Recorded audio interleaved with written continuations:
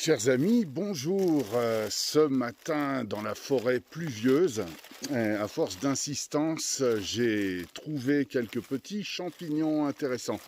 Alors, tout d'abord, je vais vous montrer un véritable délice, parfois négligé par certains. Il s'agit du Sparacis crépus, dont voici un spécimen extrêmement jeune. Donc ça, c'est un champignon qu'il convient de bien nettoyer, et ce, après quoi, chacun ses goûts, mais en fait, son goût étant extrêmement délicat, l'idéal, c'est d'en commencer la cuisson avec du beurre et de l'huile, et ce, après quoi, vous rajoutez de la crème, une pincée de farine, du sel et à peine de poivre blanc.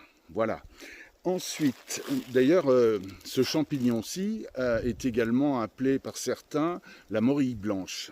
Autre champignon. Alors, voici le premier cèpe de l'année que j'ai enfin trouvé. Apparemment, il a déjà 2-3 jours. Vous savez on dit que le cèpe pousse en une nuit.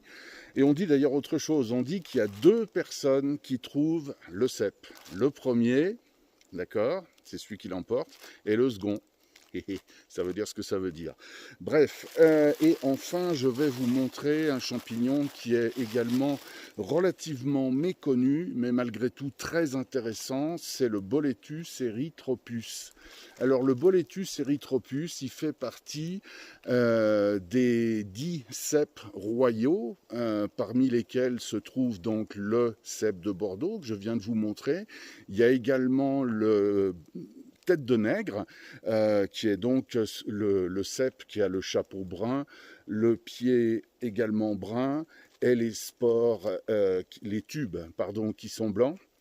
Et celui-ci, donc le Boletus erythropus, a, j'allais dire, les mêmes propriétés organoleptiques, le même goût que les 2 autres cèpes, à la différence près qu'il ait une chair légèrement plus ferme.